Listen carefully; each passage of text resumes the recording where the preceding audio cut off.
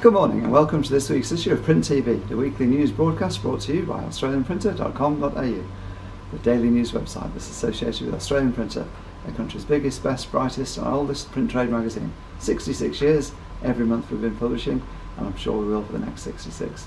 You can go to australianprinter.com.au every day to get your daily news update, or sign on for the newsletter there, and it'll be delivered straight to your desktop. Check your spam folder if you don't get it, because your security system may send it there. This week's news, there's been a lot of focus on digital recently, especially the Drooper, but this week's news has been led by the offset world. With 3 printers across the country who have just bought Kodak Achieve CTP systems for their thermal plates, their offset presses. Coaster Kings there in New South Wales, Impress Printers in Canberra, and Limehouse in the Sunshine Coast. They've all gone for the Achieve CTP, the thermal system. It can work too with processless plates, especially of course from Kodak's point of view, the Sonora. So good luck to you guys, increasing your productivity and your efficiency. And one thing you may have missed in the Drooper melee is that one of the big presses that sold there was to Centrum Press, Centrum Printing, and they bought another big KBA, the second one that they bought in 3 years since they switched to becoming a packaging and POS trade printer mainly. So good luck to everyone there. That press has been installed in December, I understand. Exhibitions, actually, talking of Drooper, exhibitions were also in the news this week with Australia's own Packprint. Announced that it signed up its major sponsors, or major exhibitors I should say. This week we have Curry, which will become the largest exhibitor as last time, along with HP, Canon, Ricoh, Konica Minolta, Fuji Xerox. All the big players will be there. Again, the casual visitor may think that where's the offset world here?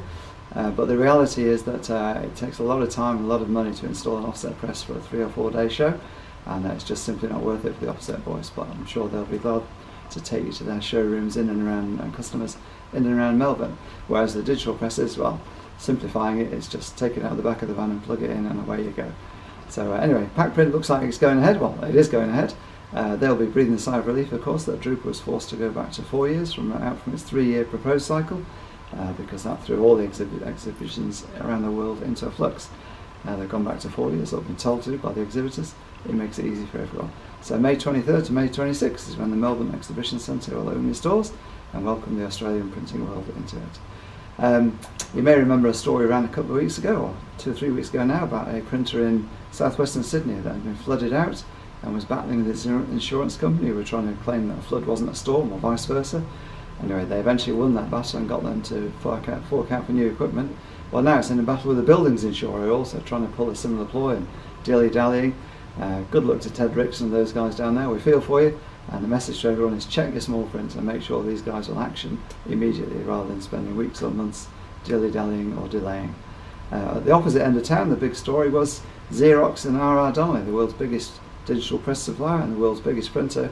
We're talking a merging, or Xerox buying R.R. Donnelley last week, which would have been a problematic situation for many in the print industry, because it pits the supplier against the printer through their print management arm, or printer in this case. They're competing with their own customers. That's an issue that is getting an increasing profile in Australia and around the world, and one that will not go away, and well, we don't know how that's going to resolve itself in the long run.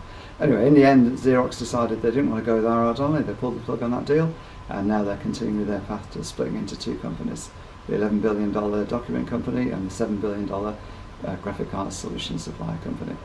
That's it for this week's issue of PrintTV. All the news, as I said, available every day on australianprinter.com.au. This is me, Wayne Robinson, signing off for another week.